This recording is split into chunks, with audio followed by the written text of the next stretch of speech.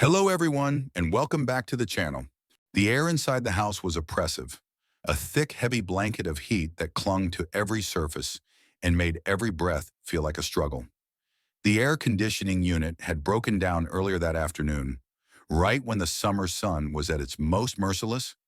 I had tried everything to fix it, adjusting the thermostat, pressing all the buttons, even flipping the circuit breaker, but nothing worked. The house felt like an oven, and sweat trickled down my back as I fanned myself with an old magazine, the pages fluttering uselessly in the stifling air. I had been alone for the past 3 days. My husband, David, was away on a work trip, something that had become increasingly frequent over the past year. The house felt emptier with each passing day, but I had grown used to it, or at least that's what I told myself.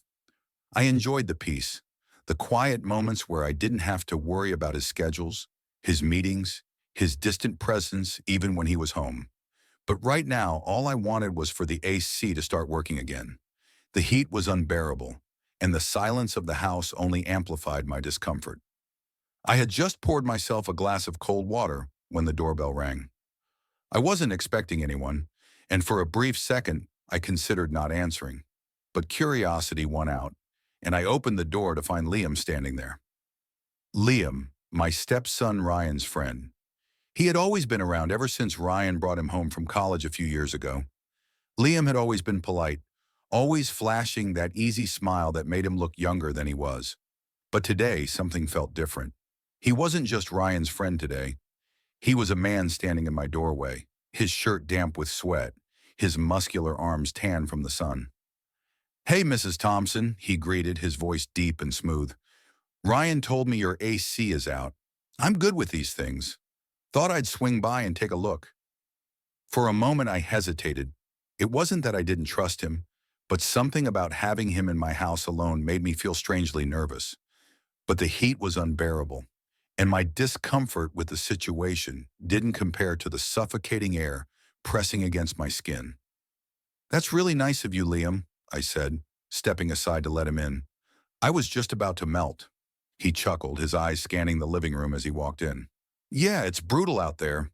Let me grab my tools from the truck and I'll check the unit." I watched as he walked back outside, his broad shoulders flexing as he moved.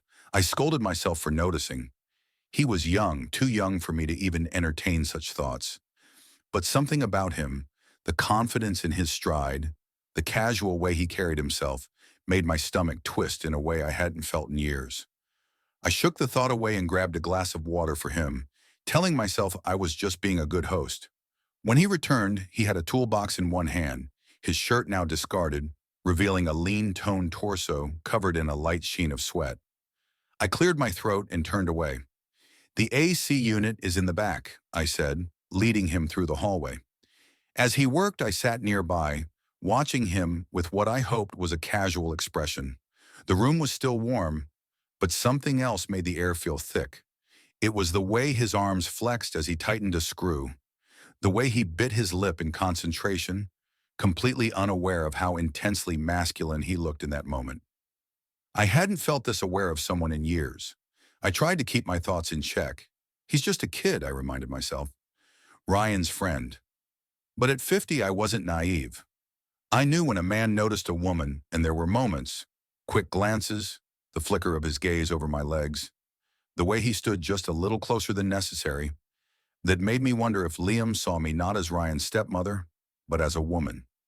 I forced myself to speak, to break the tension. "You're good at this," I said, offering a small smile.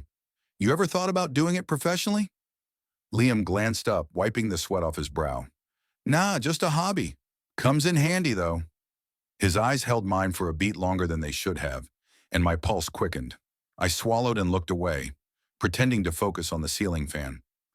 "Well, I appreciate it. I was going crazy in this heat." He grinned, standing up and stretching his body, all lean muscle and effortless confidence. "Almost done. Just need a few more minutes." I nodded, but my mouth had gone dry. I wasn't sure if it was because of the heat or the way Liam looked at me, like he was waiting for something, some signal, some invitation. I shouldn't feel this way. I was a married woman. I had a life, a home, responsibilities. But in that moment, none of that mattered. The only thing I could think about was the fact that, for the first time in years, I felt seen. The AC hummed back to life, a cool breeze sweeping through the room. But the heat between us, that wasn't going anywhere. Liam turned to me, that same playful smirk on his lips. "There you go, Mrs. Thompson, all fixed." I let out a breath I didn't know I was holding. "Thank you, Liam." His eyes lingered on me, dark and unreadable.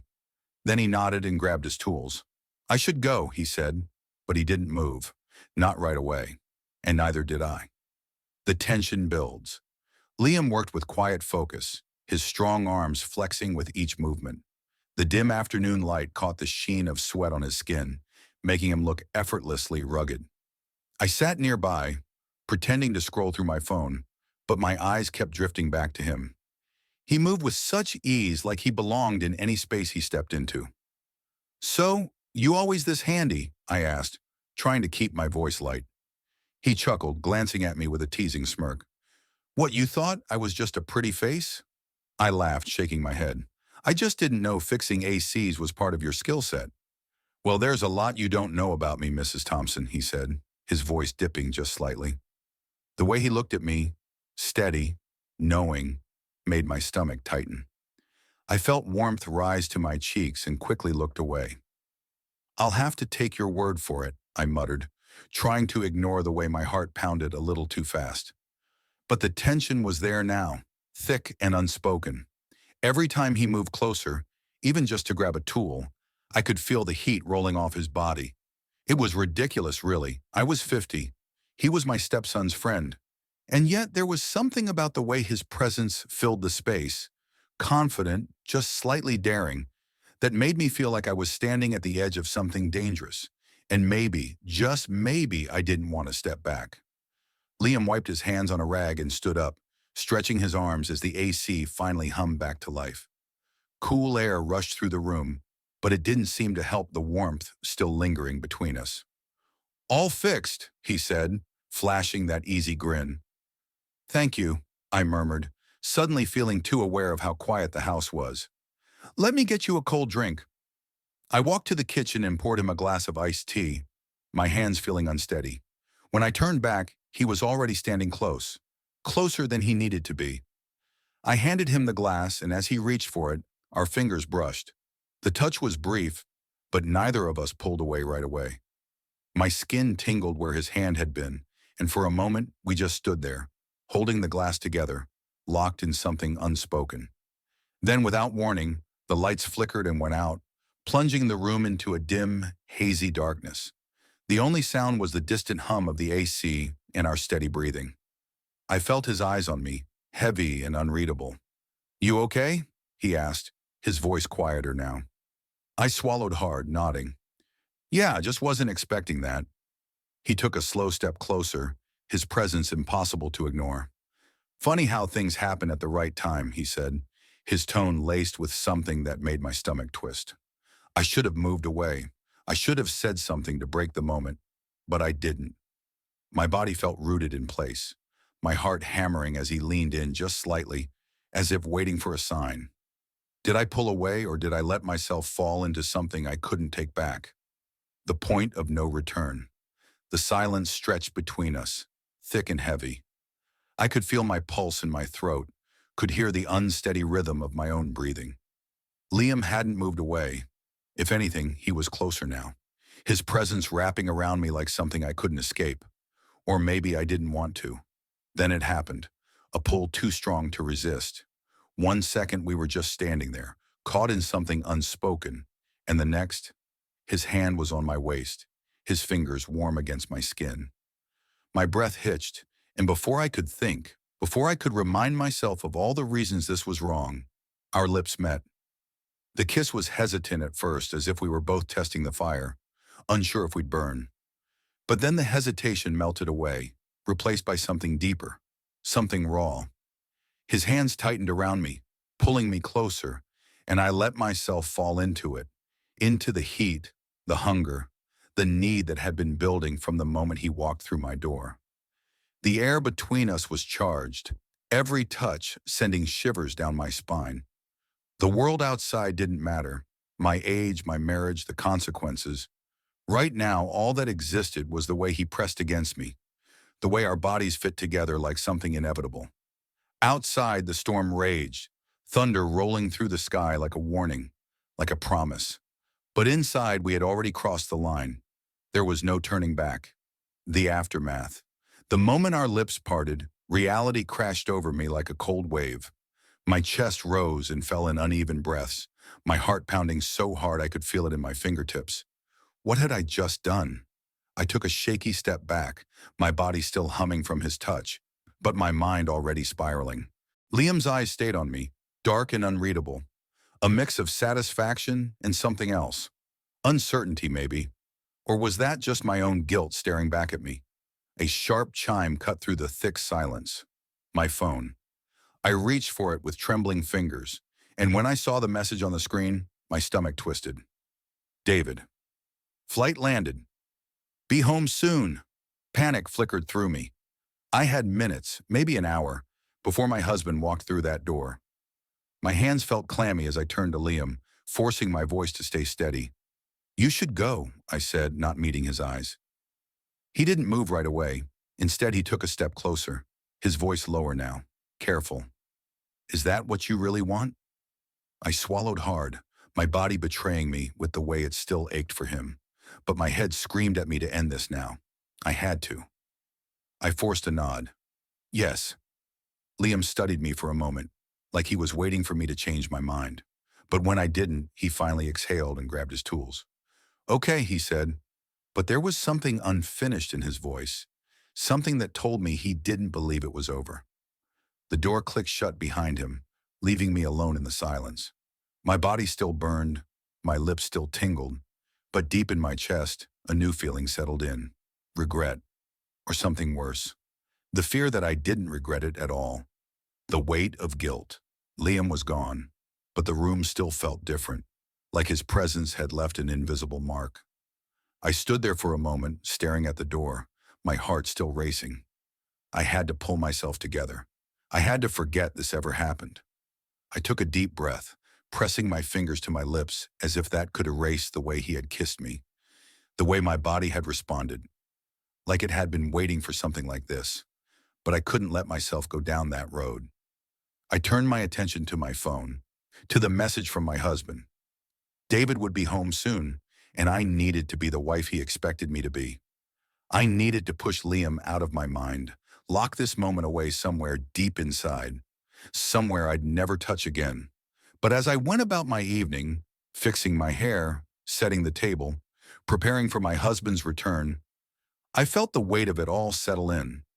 No matter how much I told myself it was over, the memory of Liam's touch, his lips, his eyes holding mine like I was the only woman in the world, it stayed, and that terrified me more than anything. A marriage in question. David arrived home later that evening, his presence filling the house in a way that felt both familiar and foreign. He kissed me on the cheek, his lips dry and perfunctory, and asked about my day. I answered with practiced ease, my voice steady even as my mind raced.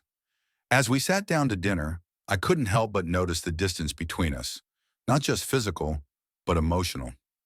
David talked about his trip, his meetings, his plans for the upcoming week, but his words felt hollow, like he was reciting a script rather than sharing his life with me. I nodded along, smiling when appropriate, but my thoughts kept drifting back to Liam. How had things gotten to this point? When had David and I become strangers sharing a house rather than partners sharing a life? I couldn't pinpoint the exact moment, but I knew it had been a gradual process, a slow erosion of intimacy that left us both isolated in our own worlds. And now, there was Liam, a man who had made me feel seen, desired, alive in a way I hadn't felt in years. But at what cost? I had crossed a line, and there was no going back. The guilt gnawed at me, but so did the longing. I didn't know what I wanted anymore, and that scared me more than anything. The days that followed. The days that followed were a blur. I threw myself into my routine, trying to distract myself from the thoughts that haunted me. But no matter how busy I kept myself, Liam was always there, lurking in the back of my mind. I avoided Ryan's calls, afraid that he might mention Liam and force me to confront what had happened. I avoided David too, retreating into myself and avoiding the intimacy that had once been the foundation of our marriage. But Liam wasn't so easy to forget. He texted me a few days later, his message simple but loaded with meaning. Liam, hey, just checking in. Everything okay? I stared at the screen, my fingers trembling as I typed out a response. Me. Everything's fine. Thanks again for fixing the AC. I hesitated before hitting send, my heart pounding.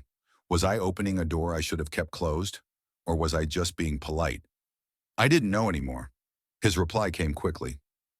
Liam, anytime. Let me know if you need anything else. I didn't respond.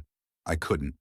But the message stayed with me, a constant reminder of the line I had crossed and the temptation that still lingered. A crossroads. As the weeks passed, I found myself at a crossroads. My marriage was crumbling, my emotions were a tangled mess, and I didn't know how to move forward.